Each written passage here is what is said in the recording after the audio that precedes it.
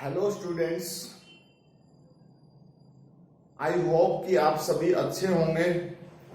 आज हमारे पास जो वीडियो है, इस वीडियो लेक्चर के अंदर हमें न्यूट्रिशन इन एनिमल और स्पेशली अगर हम एग्जाम्पल की बात करें तो हम ह्यूमन बींग्स के अंदर जो न्यूट्रिशन है उस न्यूट्रिशन के टॉपिक को हम स्टार्ट करते हैं। अब हमारे पास देखिए, न्यूट्रिशन की अगर हम बात करें तो हमने कहा कि न्यूट्रिशन इन ह्यूमन बींग्स, तो न्यूट्रिशन इन ह्यूमन बींग्स में किस टाइप का न्यूट्रिशन होता है ह्यूमन बींग्स में? हेट्रोट्रोपिक और होलोजोइक। यानी हेट्रोट्रोपिक न्यूट्रिशन की टाइप होती है और उसमें होलोजोइक न्यूट्रिशन जो है एक पार्ट है। अब हमारे पास इस हेट्रोट्रोपिक का मतलब क्या होता है? हेट्रोट्रोपिक न्यूट्रिशन का मतलब होता है ए मोड ऑफ न्यूट्रिशन, यानी जिन हेट्रोट्रोपिक का मतलब परपोषी, जो दूसरे जीवों से अपना खाना लेते हैं, मतलब a mode of nutrition in which organisms obtained their food from different organisms, या आप ये कह सकते हो फ्रॉम ए अनदर ऑर्गेनिज्म, किसी दूसरे ऑर्गेनिज्म की सहायता से वो अपना फूड ऑब्टेन करता है। अब हमारे पास देखिए, हेट्रोट्रोपिक मोड ऑफ न्यूट्रिशन जो होता है इसमें डिफरेंट टाइप्स हैं। इसकी जो टाइप्स हैं उस टाइप्स में हमारे पास कौन कौन से हैं भाई? यहां पर आप देखिए, सबसे पहले सेप्रोट्रोपिक। सेप्रोट्रोपिक का मतलब होता है एक इस तरीके का न्यूट्रिशन जिसमें ऑर्गेनिज्म दूसरे ऑर्गेनिजम्स के अंदर से फूड लेता है, बट वो किससे लेता है? उसकी बॉडी के अंदर जो डेड और डीके सिस्टम होता है, यानी किसी डेड और डीके पार्ट से फूड लेता है।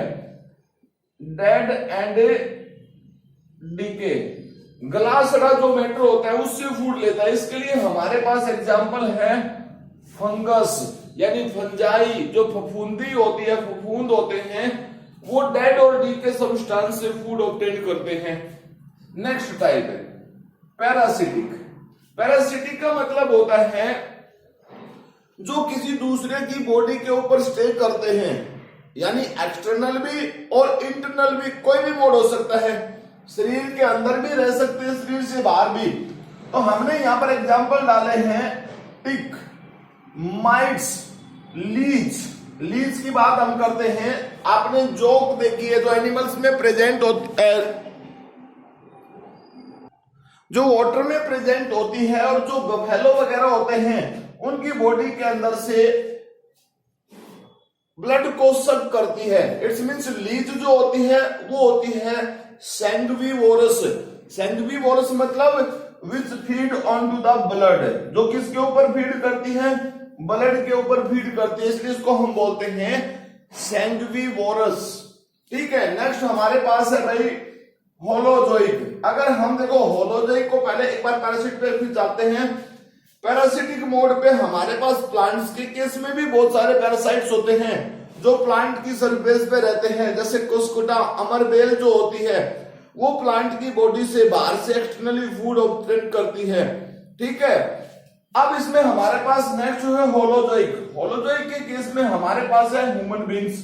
ह्यूमन बींग्स जितने भी नॉन ग्रीन एनिमल्स, मतलब जो एनिमल्स है वो लगभग नॉन ग्रीन ही है, और वो अपना फूड जो है ऑब्टेन करते हैं दूसरे जीवों से। लेकिन यहाँ होलोजोइक में जो कंडीशन है, इसका मतलब होता है भाई फूड जो ऑब्टेन करती है उसके लिए स्पेशल सिस्टम है। भाई फूड को एब्जॉर्ब भी करती है, माउथ से लेती है, या लिक्विड सॉलिड की फॉर्म में फूड को लेती है। देन उसके बाद हमारे पास है होलोजोइक। देखिए होलोजोइक में हमारे पास मेन 5 स्टेप होते हैं, यानी होलोजोइक न्यूट्रिशन को कंप्लीट करने के लिए 5 स्टेप से पास होना पड़ता है। पहले सबसे पहले injection, it's means organism take their food by the help of mouth. फिर उस फूड को वो डाइजेस्ट करता है, सिंपल फॉर्म में ब्रेक डाउन करता है, उस सिंपल फॉर्म को न्यूट्रिशन की फॉर्म में कन्वर्ट करके वो एब्जॉर्ब करता है, यानी जो डाइजेस्टिव सिस्टम है उसमें से एब्जॉर्ब करता है। फिर एब्जॉर्ब करने के बाद पूरी बॉडी में उसको सप्लाई करता है, और जब सप्लाई करता है तो उसको हम बोलते हैं एसिमिलेशन। और जो भी अनडाइजेस्टेड फूड बचता है उस अनडाइजेस्टेड फूड को बॉडी से बाहर रिमूव किया जाता है। रिमूवल ऑफ अनडाइजेस्टेड फूड, जो पाचन में बचा हुआ खाना है जो पचा नहीं है उसको शरीर से बाहर निकालने का जो प्रोसेस है वो हमारे पास है इजेशन है, यानी removal of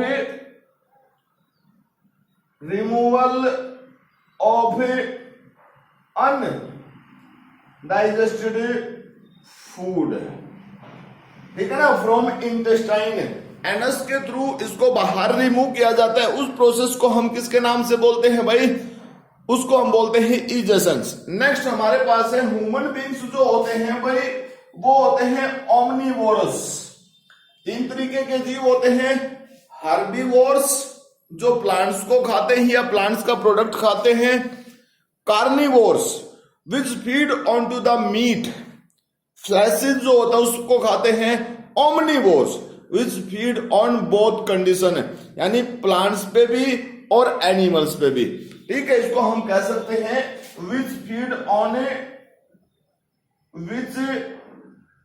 feeds on both animals and plants, दोनों कंडीशन में जो फूड लेते हैं उसको हम बोलते हैं भाई।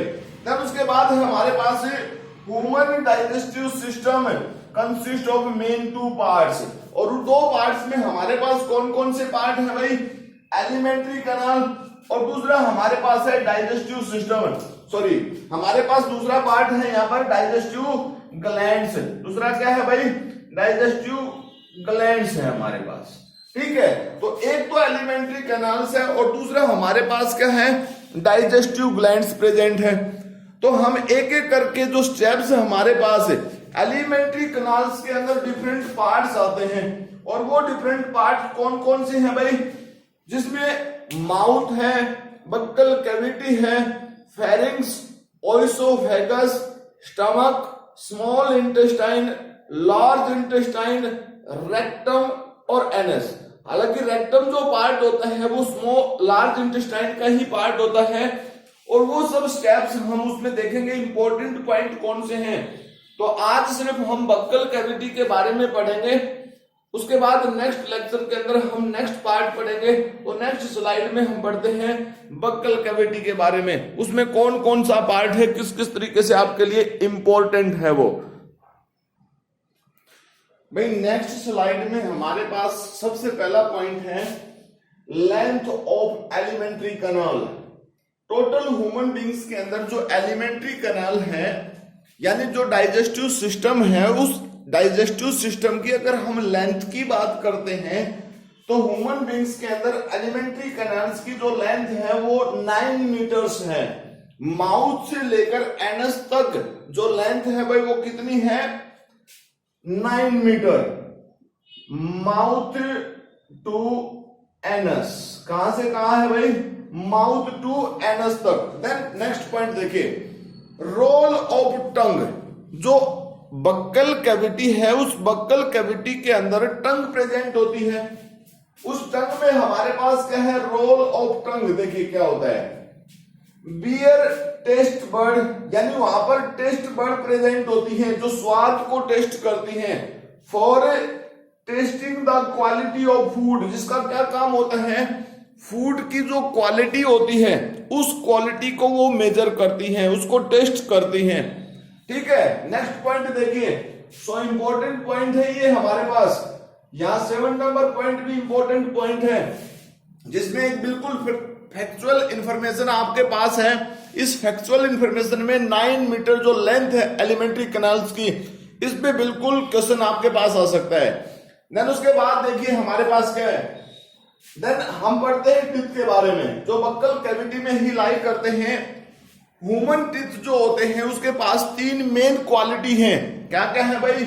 Number 1 thecodont. ह्यूमन टीथ जो होते हैं वो थीकोडोंट होते हैं। थीकोडोंट का मतलब क्या होता है?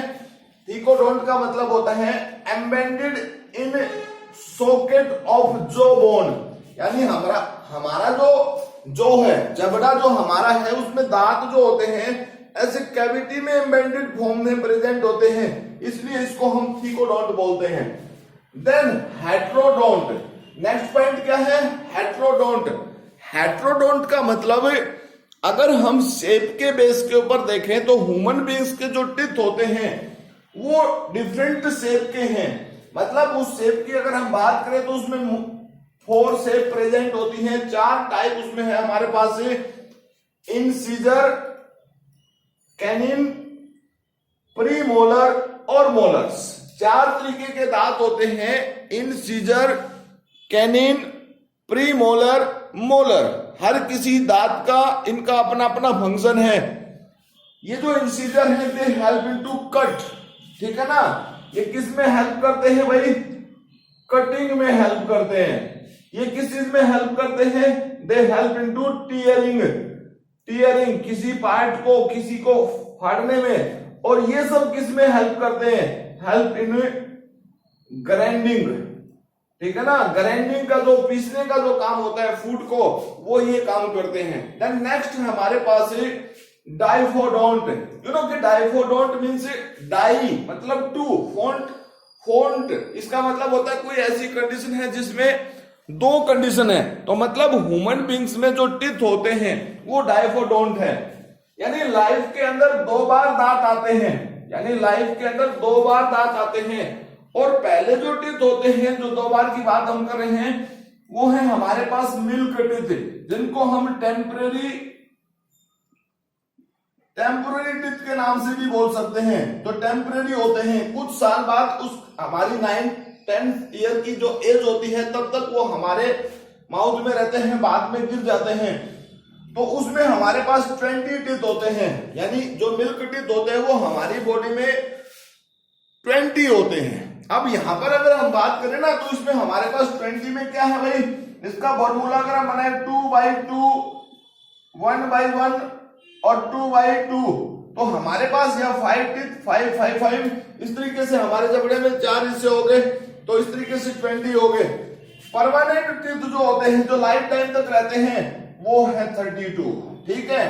जो एज्ड पर्सन, जब तक हम बूढ़े नहीं हो जाते तब तक वो हमारी एल्डर कंडीशन तक वो प्रेजेंट होते हैं। देन नेक्स्ट, अब ये जो टिथ होते हैं इनकी अरेंजमेंट होती है, इनकी अरेंजमेंट होती है हमारे जॉ के अंदर। उस अरेंजमेंट को हम डेंटल फॉर्मूले के नाम से बोलते हैं। Arrangement of teeth in our jaw, हमारे जबड़े के अंदर जो टिथ की अरेंजमेंट होती है भाई, उसको हम किसके नाम से बोलते हैं?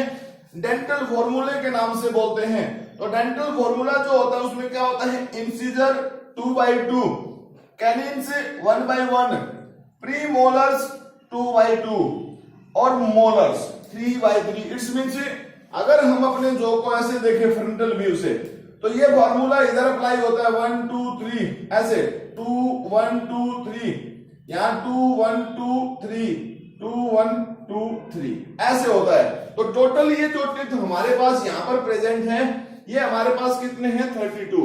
तो ह्यूमन बींग्स के केस में ये डेंटल फॉर्मूला है। मैंने जो यहां बताया 9 नंबर पॉइंट, 10 नंबर पॉइंट, ये सबसे इंपॉर्टेंट पॉइंट हैं, आपको इनके बारे में पता होना चाहिए, ठीक है। उसके बाद next, hardest substance in body, किसी भी एनिमल की बॉडी के अंदर अगर हम हार्डेस्ट सब्सटेंस की बात करते हैं ना, तो वो हार्डेस्ट सब्सटेंस है भाई एनिमल। एनिमल होता है, एनिमल नहीं, एनिमल। और वो कहां होता है? टिथ के ऊपर जो कवरिंग होती है वहां पर प्रेजेंट होता है। अगर आपसे कोई ये कहे कि hardest substance on the earth, तो तब आंसर आता है diamond. Diamond is the hardest substance on earth. और यहां पर हमारे पास hardest substance in our body, तो उसमें आता है एनिमल। उसमें क्या आता है? एनिमल आता है। देन नेक्स्ट पॉइंट देखिए, डेंटल कैरीज, हमारे दांत खराब हो जाते हैं, ब्लैक स्पॉट होने स्टार्ट होते हैं, हम कहते हैं कि कीड़ा लग गया, तो वो जो कैविटी बन जाती है, cavity formed in teeth due to the bacterial action, यानी बैक्टीरियल एक्शन मतलब इन्फेक्शन। बैक्टीरिया का जो इन्फेक्शन है, उस इन्फेक्शन के कारण जो कैविटी बन जाती है, जो कैविटी बनती है, that is called the dental carry. उसको किसके नाम से बोलते हैं भाई? डेंटल कैरी के नाम से बोलते हैं। अब ये डेंटल कैरी कौन इसके लिए रिस्पॉन्सिबल है? ये यहां पर हमारे पास 13 नंबर पॉइंट सो इंपॉर्टेंट। आप देखिए, नेम ऑफ बैक्टीरिया, इसी बैक्टीरिया की हम बात कर रहे हैं बैक्टीरिया एक्सपर। तो कौन सा बैक्टीरिया है? स्ट्रिप्टोकोकस म्यूटान। ये जो बैक्टीरिया है स्ट्रिप्टोकोकस म्यूटान है, it's responsible for the dental carry. आप ये बात ध्यान से देखें, डेंटल कैरी के लिए ये जो बैक्टीरियम है इट्स यह इंपॉर्टेंट है, आप इसका नाम याद रखें। देन उसके बाद देखिए पॉइंट नंबर 14। अब हमारे पास ये कि जो ये प्रॉब्लम होती है डेंटल कैरी की, इस बैक्टीरिया के कारण कैसे होती है? हमारे टीथ जो होते हैं उसके अंदर प्लग बन जाता है, एक प्लेट बन जाती है, परत बन जाती है जिसमें येलोविश सब्सटेंस इकट्ठा हो जाता है। और वो कैसे होता है भाई? वो होता है due to long time consumption of sweets and acidic substance. अगर हम टॉफी खाते हैं, स्वीट्स लंबे टाइम तक खाते रहते हैं, माउथ में रहता है रस, उसका जूस जो होता है, तो वो इस बैक्टीरिया को इनवाइट करता है, जिसके बेस के ऊपर इन्फेक्शन के चांस बढ़ जाते हैं। तो आज का जो हमारे लेक्चर है इसमें इतना ही। मिलते हैं नेक्स्ट लेक्चर में, एलिमेंट्री कैनाल्स को आगे के जो पार्ट्स हैं उनको एक्सप्लेन करेंगे। तो आज के लिए हमारे पास इतना ही। Thank you, have a nice day.